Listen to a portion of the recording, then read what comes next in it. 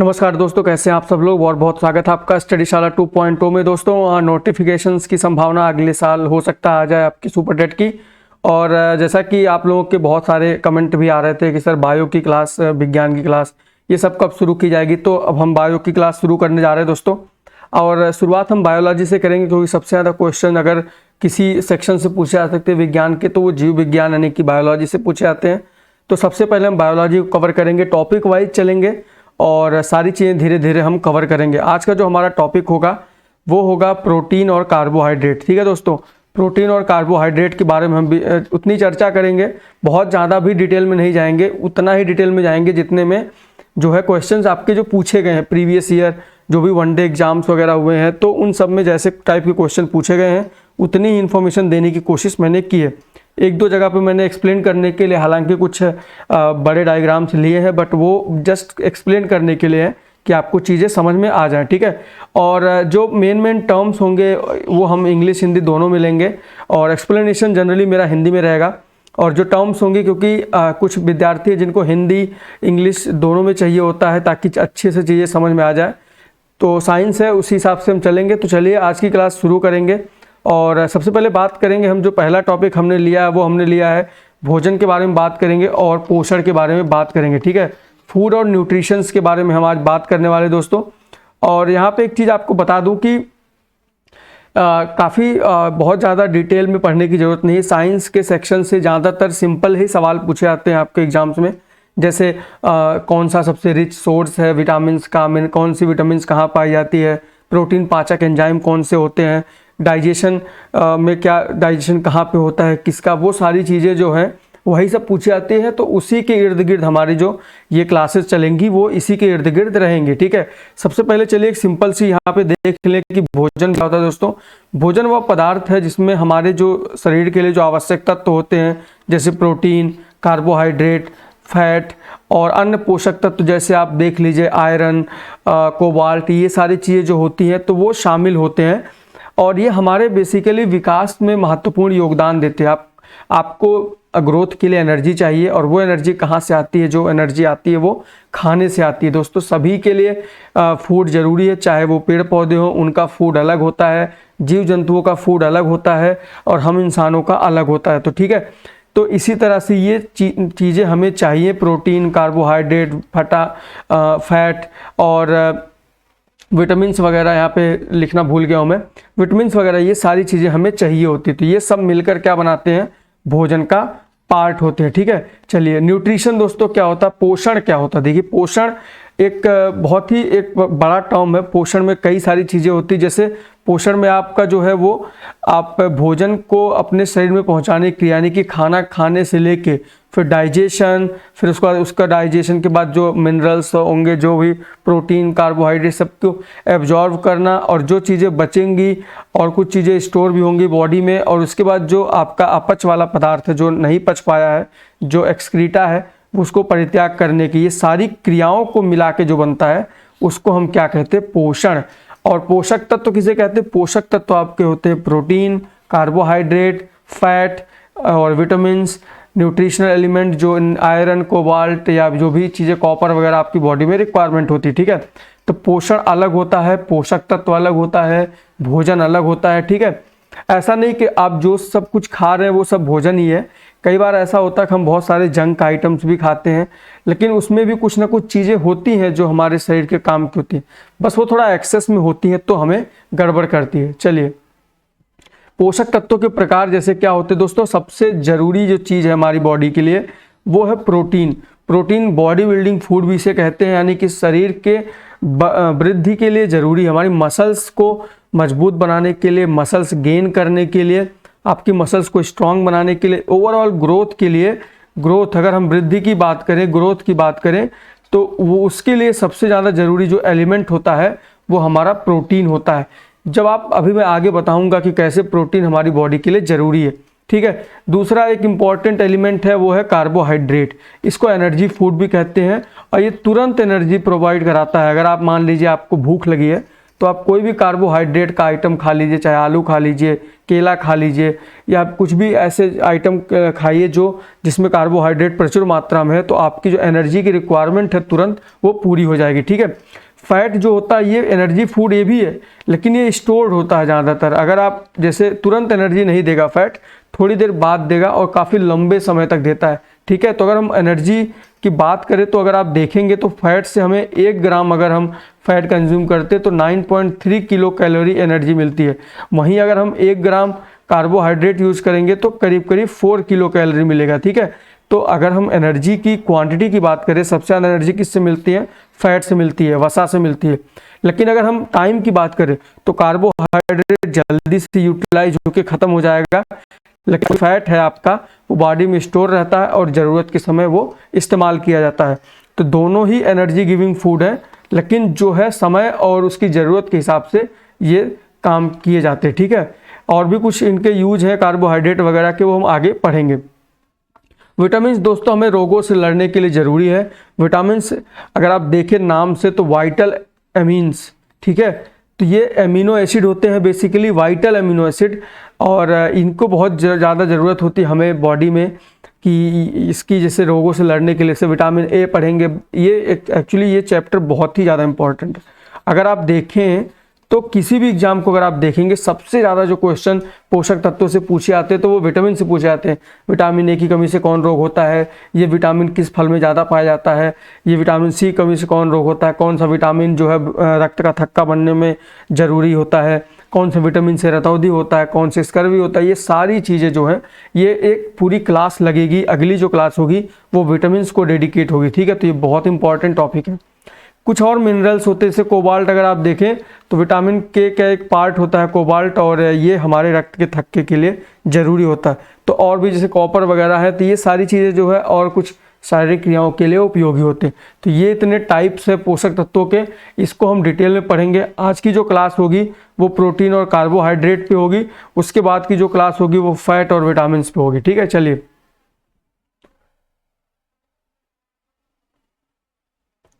अब यहाँ पे देखिए ध्यान से प्रोटीन के बारे में। तो जो प्रोटीन का शब्द है वो सबसे पहले उपयोग किया था जॉन जैकब बर्जीलियस ने। ठीक है, इन्होंने सबसे पहले प्रोटीन शब्द का उपयोग किया था। ये स्वीडन के निवासी थे और एक रसायनज्ञ थे, यानी केमिस्ट्री के विद्वान थे ये, और इन्होंने सबसे पहले प्रोटीन शब्द का उपयोग किया था। ये कार्बनिक यौगिक है। ठीक है, हर वो यौगिक जिसमें कार्बन होगा उसको क्या बोलते हैं दोस्तों? कार्बनिक यौगिक बोलते हैं। तो ये कार्बनिक यौगिक प्रोटीन बेसिकली जिसका निर्माण बहुत सारे एमिनो एसिड से मिलके होता है। एमिनो एसिड क्या है ये हम डिटेल में बाद में बताएंगे, लेकिन देखिए अभी जो है इतना जान लीजिए कि बहुत सारे अमीनो एसिड मिल के क्या बनाते हैं? प्रोटीन बनाते हैं। ठीक है, तो प्रोटीन क्या है? एक ऑर्गेनिक कंपाउंड है, कार्बन होता है इसमें और भी चीज़ें होती है, कार्बन होगा, हाइड्रोजन होगा, ऑक्सीजन होगा, कुछ और एलिमेंट्स भी होंगे, लेकिन मुख्यतः जो है प्रोटीन में कार्बन होता है, और कार्बन ही एक सबसे बड़ा बिल्डिंग ब्लॉक एलिमेंट है हमारी बॉडी का। ठीक है, यह शरीर के अंगों की वृद्धि के लिए आवश्यक है। जैसा कि मैंने पिछले अभी स्लाइड में बताया था कि प्रोटीन सबसे ज़्यादा जरूरी होता है हमारी वृद्धि के लिए, और समय समय पर होने वाले जो हमारे टिश्यूज़ होते हैं, हमारे ऊतक होते हैं, जो ऑर्गन्स बनाते हैं, उनमें अगर कोई नुकसान होता है तो उसके भी भरपाई के लिए प्रोटीन होता है। ठीक है, क्योंकि जो सेल होती है, जो एक कहते हैं ना कि सबसे प्रमुख सबसे फर्स्ट स्टेज जो होती है लाइफ की होती है सेल, यानी कि कोशिका। कोशिका किससे मिलके बनती है? प्रोटीन से मिलके बनती है। वो फिर उसके बाद कोशिका से क्या बनता है? ऊतक बनता है, टिश्यू बनते हैं। फिर उसके बाद कई सारे ऊतक मिलके क्या बनाते हैं? बॉडी के पार्ट बनाते हैं, और कई सारे बॉडी के पार्ट्स मिलके पूरा शरीर बनाते हैं। तो यहाँ पे अगर देखिए तो सबसे जरूरी चीज़ है वो प्रोटीन है। प्रोटीन से कोशिका बनेगी, तभी टिश्यू बनेगा, तभी ऑर्गन बनेगा, और तभी हमारा शरीर बन पाएगा। तो ये शरीर में मान लीजिए कोई डैमेज आता है, कोई कहीं पे हाथ वाथ कट जाता है, या कोई कहीं से स्किन हट जाती है, तो वो सारी चीज़ों की जो भरपाई है वो कोशिका और प्रोटीन के माध्यम से होती है। हमारे शरीर में प्रोटीन के निर्माण में 20 से 22 टाइप के अमीनो एसिड होते हैं दोस्तों।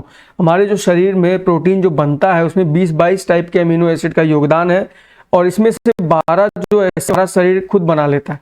मतलब उसके लिए हमें कुछ अतिरिक्त करने की ज़रूरत नहीं है, अपने नॉर्मल जीवन यापन से हम जिएंगे तो ये शरीर हमारा जो है ये अमीनो एसिड। लेकिन 8 जो अमीनो एसिड ऐसे होते हैं जिन्हें बनाने के लिए हमें भोजन लेना पड़ेगा। वो भोजन जो इन अमीनो एसिड को प्रोवाइड कराए, इन्हें जो है एसेंशियल अमीनो एसिड्स कहते हैं। अगर मैं यहाँ पे एक ऐसे फूड की बात करूँ जिसमें सारे अमीनो एसिड्स होते हैं तो वो आपका एग होता है।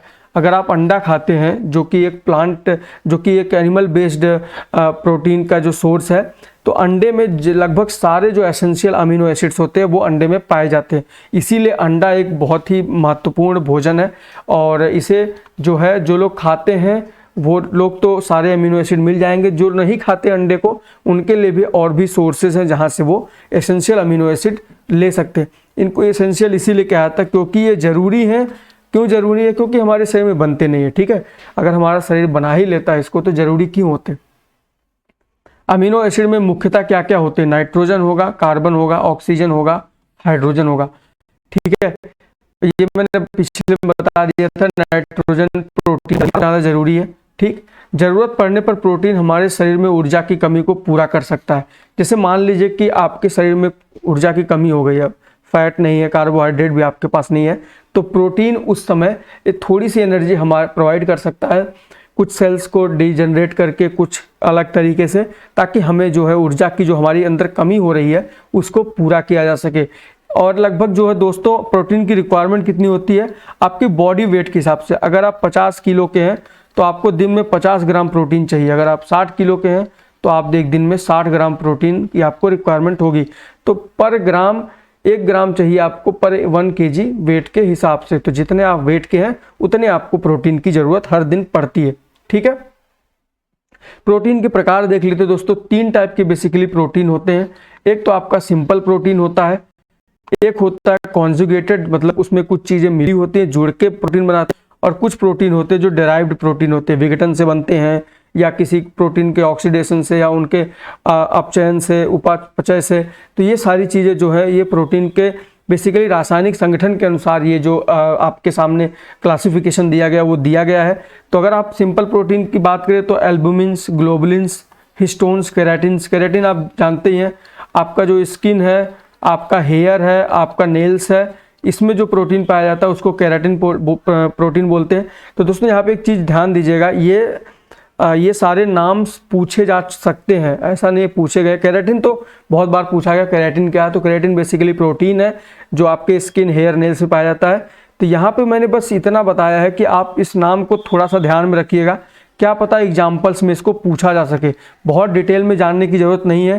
पेप्टाइड क्या होते हैं, पेप्टोन क्या होते हैं। पेप्टाइड आप देखेंगे ना तो जब अमीनो एसिड बनता है तो पेप्टाइड बॉन्ड जो होते हैं, कई सारे पेप्टाइड चेन मिलके अमीनो एसिड बनाते हैं, ठीक है दोस्तों। तो ये सब इतना डिटेल में जानने की ज़रूरत नहीं है। जब बेसिक आप जान लीजिए कि संगठन के अनुसार पे कितने टाइप के प्रोटीन होते हैं, कुछ 2-4 एग्जाम्पल्स आप रट लीजिएगा, ठीक है। अब जो है सोर्स की बात करते हैं, आप कहाँ से आपको प्रोटीन मिलता है आपके डेली लाइफ में। तो दोस्तों देखिए, आपका जो डेली लाइफ में वो 2 टाइप से प्रोटीन आपको पा सकते हैं। सोर्स के हिसाब से यहाँ पे 2 टाइप में बांटा गया। एक तो प्लांट बेस्ड है, आप पेड़ पौधों से ले सकते हैं, आप दालें खा सकते हैं, आप सोयाबीन खा सकते हैं, आप कुछ पत्तेदार सब्जियां भी खा सकते हैं। ये सारी चीज़ें जो प्लांट से बेसिकली मिलती हैं, तो प्लांट बेस्ड प्रोटीन होता है। और जो है दूसरा एनिमल बेस्ड होता है। अगर हम रिच सोर्स की बात करें प्लांट बेस्ड में, तो आप अगर सोयाबीन खाते हैं तो सोयाबीन एक बहुत बढ़िया एग्जाम्पल है जो आप बहुत ही ज़्यादा रिच सोर्स है प्रोटीन का। अगर आप एनिमल बेस्ड में जाते हैं तो एनिमल बेस्ड में अगर आप जाएंगे बेस्ड में आप जो है यहाँ पे अंडे खा सकते हैं। फिश बहुत ही ज़्यादा रिच सोर्स होता है प्रोटीन का। तो और भी कई सारी चीज़ें, कॉड लिवर है, ये सब बहुत सारी चीज़ें हैं। एनिमल बेस्ड प्रोटीन जो होता है ये सबसे ज़्यादा क्वांटिटी में हमारी बॉडी को प्रोटीन प्रोवाइड कराता है, ठीक है। तो 2 टाइप से प्रोटीन मिलते हैं। कुछ यहाँ पे एग्जांपल देता हूँ कि कौन सा प्रोटीन किससे प्राप्त होता है। तो अगर आप एग वाइट खाते हैं, जो वाइट वाला पोर्शन होता है अंडे का, उससे आपको एल्ब्यूमिन मिलेगा, ठीक है। अगर आप मिल्क पीते हैं तो उसको आपको कैसीन मिलेगा। अगर आप मीट खाते हैं तो उससे आपको मायोसिन मिलेगा। गेहूं खाते हैं उसके आपको ग्लूटिन मिलता है, ठीक है। तो ये कुछ एग्जांपल्स हैं और ये सोर्स को आप याद रखिएगा। एग्जाम में अगर पूछा जाता है कि मिल्क में कौन सा प्रोटीन पाया जाता है तो आपका आंसर हो जाएगा कैसीन। मीट में कौन सा पाया जाता है तो आपका मायोसिन। व्हीट में क्या पाया जाता है, ग्लूटिन। या एग वाइट में क्या पाया जाता है, एल्ब्यूमिन। तो ये सारी चीज़ें जो हैं पूछी जा सकती है, यही सब इंपॉर्टेंट है। बाकी बहुत टाइप के प्रोटीन होते हैं, सारे प्रोटीन्स को कवर करना ना तो ज़रूरी है और ना ही पूछा गया है, ठीक है। चलिए यहाँ पे मैंने देखिए कुछ बताया हुआ आपको कि पशु का सोर्स क्या है, वनस्पति सोर्स क्या है, यहाँ पे आप देख सकते हैं। बेसिकली जो सब्जी और फल है यहाँ पे प्रोटीन कम मिलती है, ये लाइन मैंने यहाँ पे लिखी भी है, क्योंकि जो है जो सबसे रिच प्रोटीन बेसिकली क्या है, जो सेल बनती हैं वो प्रोटीन से बनती हैं, चाहे वो ह्यूमन सेल हो चाहे वो जानवरों की सेल हो। तो इसीलिए जो सबसे अच्छे प्रोटीन के सोर्स होते हैं वो बेसिकली एनिमल सोर्स होते हैं, ठीक है। तो जो एनिमल से पाए जाने वाले प्रोडक्ट हैं, इसमें आप मक्खन और घी को छोड़ दीजिए, वो फैट का पार्ट है तो वो प्रोटीन नहीं होता है। दूध हो गया, अंडा हो गया, मांस हो गया, मछली, मुर्गा, ये सारी चीज़ें जो एनिमल सोर्स से बहुत प्रोटीन होता है। तो ज़्यादातर जो प्रोटीन होते हैं वो जो एनिमल सोर्स है वहाँ से आते हैं, ठीक है। अब प्रोटीन का पाचन दोस्तों कहाँ होता है, तो प्रोटीन का पाचन हमारे पेट में होता है। जो पेट होता है हमारा, मैक्सिमम जो प्रोटीन है वहाँ पेट में पच जाता है। वहाँ पे एक एंजाइम होता है पेप्सिन, जो हम अभी आगे देखने वाले हैं। देखिए प्रोटीन का पाचन यहाँ पे देखिए बताता हूँ आपसे क्या कहाँ होता कैसे। एक एंजाइम होता है पेप्सिन, तो पेप्सिन एक एंजाइम, मैं बता दूं आपसे, जितने भी यहाँ पे नाम है एंजाइम्स के और किसका पाचन, प्रोटीन का पाचन कहाँ होता है, कौन से एंजाइम कहाँ से प्रोड्यूस होते हैं, पैंक्रियाज यानी अग्नाशय से कौन सा एंजाइम निकलता है, और ये सारी चीज़ें आपसे पूछी गई हैं, ठीक है। इंटेस्टाइन से कौन सा निकलता है, तो यहाँ पे आप बिल्कुल इसको रट लीजिएगा। पेप्सिन जो है वो स्टमक से निकलती है, ठीक है। पेप्सिन जो है वो स्टमक से मिलने वाला एंजाइम है, और ये प्रोटीन को जो है पाचन करता है, पेप्टाइड बनाता है। पेप्टाइड फिर फ्यूचर में जाके अमीनो एसिड बनाते हैं और फिर हमारी जो है सेल का निर्माण होता है, ठीक है।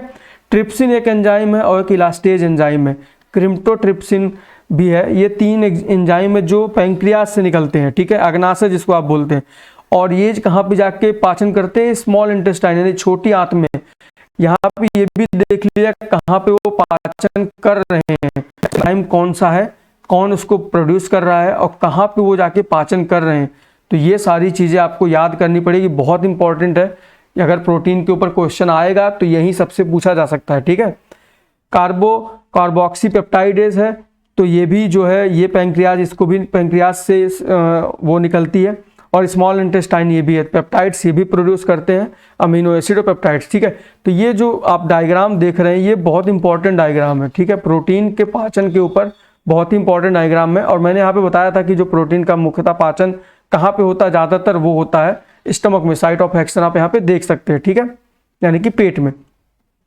यहाँ पे चलिए मैं बता देता हूँ, ये आपका जो है मुंह है और ये आपकी आहार नली है, ठीक है। आहार नली से जो खाना जाता है वो जाता है स्टमक में। तो जो प्रोटीन का पाचन है वो स्टमक में ही होता है, ठीक है। यहाँ पे आपकी पैंक्रियाज होती है, आपने देखा ट्रिप्सिन वगैरह जो एंजाइम है प्रोटीन के लिए वो पैंक्रियाज से निकलते हैं, ठीक है। यहाँ आपकी आंत हो गई, छोटी आंत और बड़ी आंत, ये बड़ी आंत है, ये छोटी आंत है, ठीक है। और यहाँ पे एक चीज़ बता दूँ, जो छोटी आंत होती है वो ज़्यादा लंबी होती है, ठीक है। बड़ी आंत जो होती है वो छोटी होती है लंबाई में, तो उस पर मत जाइएगा कि लंबाई की वजह से उसका बड़ी और छोटी रखा गया, ठीक है। तो ये आप देख सकते हैं यहाँ पे प्रोटीन का पाचन होता है, ठीक है। पैंक्रियाज से वो जो है ट्रिप्सिन निकलता है और पेप्सिन जो निकलता है, ठीक है। तो जो जब भी आप कोई भी प्रोटीन वाली डाइट लेते हैं तो वो आपके स्टमक में जाती है, वहाँ पे वो पेप्सिन एंजाइम उसको ब्रेक करता है और वो जो है पेप्टाइड्स में बनता है, पेप्टाइड्स में कन्वर्ट होता है, ठीक है। वही पेप्टाइड्स फिर जब जो है पेप्टाइड्स के जो कई सारे बॉन्ड है, पेप्टाइड्स को हम बहुत सारे बॉन्ड बना दें तो पेप्टाइड्स यही जाके क्या बनाते हैं, आपका अमीनो एसिड। अमीनो एसिड ही जाके डीएनए और राइबोसोम्स वगैरह के क्रिएशन में हेल्प करते हैं।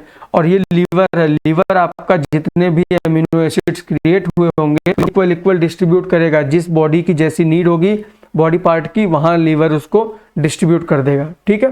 ये डायग्राम बहुत ज़्यादा इंपॉर्टेंट है, बस मैंने आपको समझाने के लिए कि पेट कहाँ पे है, पैंक्रिया यानी अग्नाशय कहाँ पे है, छोटी आंत बड़ी आंत कहाँ पे है, लीवर कहाँ पे है, सारी चीज़ आप देख लीजिए।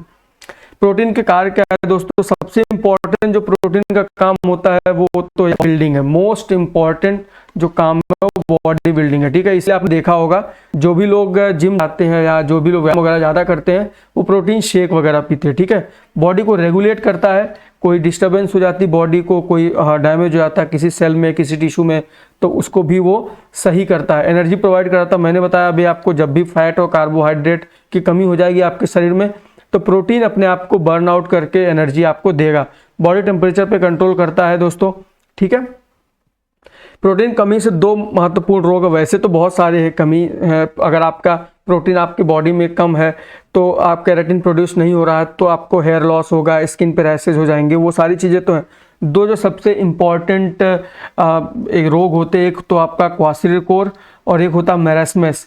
यहाँ पे ये तो प्रोटीन की कमी से होगा, ठीक है, एंड कार्बोहाइड्रेट, ये कार्बोहाइड्रेट तो ठीक है, प्रोटीन बहुत कम होगा यहाँ पे, क्योंकि यहाँ पे देखिए पेट निकला सा आ गया है, तो जो क्वार्सिलिकोर होता है वो उसमें कमी हो जाती है, सॉरी कार्बोहाइड्रेट इसमें अच्छी मात्रा में ठीक ठाक रहता है, लेकिन प्रोटीन निकला सा दिख रहा है। आप हाथ वाथ देख सकते हैं कितनी दयनीय। आपने अफ्रीका के बच्चों को देखा होगा, तो बेसिकली अगर प्रोटीन की कमी है तो ग्रोथ एक्यूट माल नरिशमेंट, यानी कि बहुत ही भयानक वाला जो है माल नरिशमेंट होगा, कुपोषण हो जाएगा, ठीक है दोस्तों। तो प्रोटीन कितना जरूरी है आप इस बच्चों के ये इमेजेस देख के जान सकते हैं कौन से रोग जो यहाँ पे दो हो रहे हैं। अफ्रीकन जो बच्चे होते हैं ज़्यादातर उनको आप देख के अंदाज़ा लगा सकते हैं कि ये, या आपके आसपास भी अगर कोई बच्चा होगा तो उसको अगर देखिए, अगर उसकी ऐसी शारीरिक बनावट हो तो समझ लीजिए कि वो मेरास्मस से पीड़ित है, बहुत ही ज़्यादा हाईली उसके अंदर प्रोटीन की डेफिशिएंसी है। चलिए कार्बोहाइड्रेट की बात करते हैं दोस्तों। कार्बोहाइड्रेट को अगर मैं नाम तोड़ूं तो कार्बन प्लस हाइड्रेट का मतलब होता है वाटर, तो कार्बन और वाटर से मिलके बनता है कार्बोहाइड्रेट। कार्बोहाइड्रेट देखिए क्या है, कार्बन C हो गया और ये H2O होता है, ठीक है। यहाँ पे फार्मूला अगर आप देखेंगे तो C है, तो यहाँ पे देखिए कार्बन होता है और पानी होता है। तो अब बात क्या है, देखिए ये हमारे शरीर में होने वाली ऊर्जा की कमी को तुरंत पूरा करता है, ठीक है, तुरंत मतलब इंस्टेंट एनर्जी देता है। ये मैंने पिछले स्लाइड्स में बताया। कुछ इंपॉर्टेंट जो है कार्बोहाइड्रेट है वो कौन कौन से दोस्तों, ग्लूकोज है C6H12O6, आप जानते हैं इसको। फ्रक्टोज भी देखिए, इसके रासायनिक संगठन में नहीं जाएंगे, इसका सिंपल फॉर्मूला देख लीजिए, फ्रक्टोज और ग्लूकोज का C6H12O6 है। सुक्रोज यानी कि चीनी जिसको आप बोलते हैं C12H22O11 है।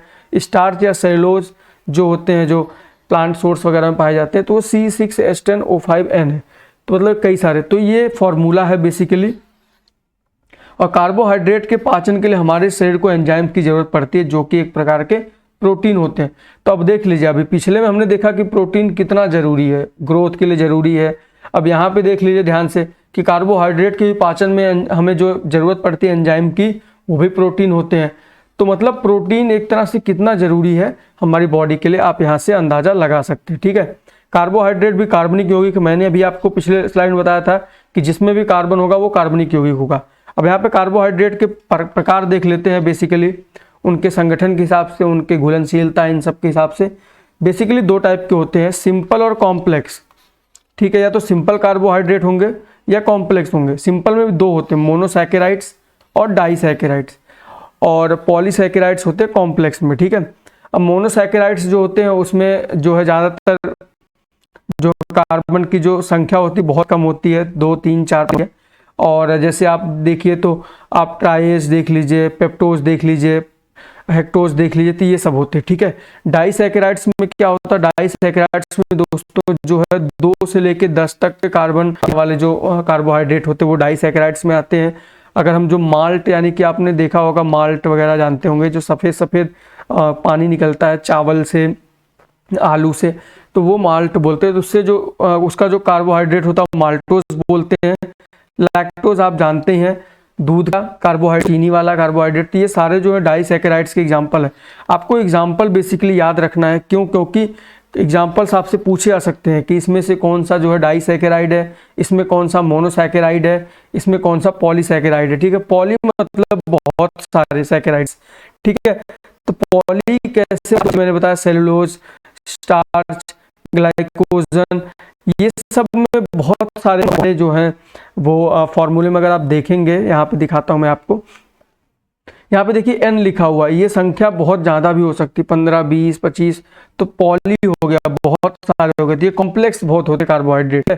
ग्लूकोज आपका C6 से होता है, जबकि आप सुक्रोज अगर देखें तो C जो है 12 होगा, ठीक है। तो ये 2 से लेके 10 तक जो है बेसिकली यहाँ पे 10 या 12 मान लीजिए, 12 तक, लेकिन उसके बाद वो पॉलीसैकेराइड्स आते हैं। n अगर लिख दिया गया तो एग्जाम्पल्स आपके लिए जरूरी है दोस्तों, क्योंकि कभी पूछा जा सकता है।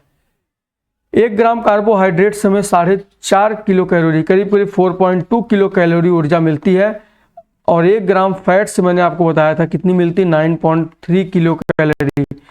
तो सबसे ज़्यादा ऊर्जा किससे मिलती है, फैट से सबसे ज़्यादा ऊर्जा मिलती है। तो फैट ही सबसे ज़्यादा ऊर्जा प्रोवाइड कराता है और स्टोर करता है। सबसे दूसरी इंपॉर्टेंट बात, कार्बोहाइड्रेट के प्रकार मैंने अभी 3 प्रकार आपको बताए। मोनोसैकेराइड्स जो होता है ये सबसे सरल कार्बोहाइड्रेट है, 2 से 10 कार्बन होते हैं और जो हो सकते हैं, इनका जल अपघटन नहीं किया जा सकता। ये बहुत इंपॉर्टेंट चीज़ है, इनका जल अपघटन नहीं किया जा सकता, ठीक है।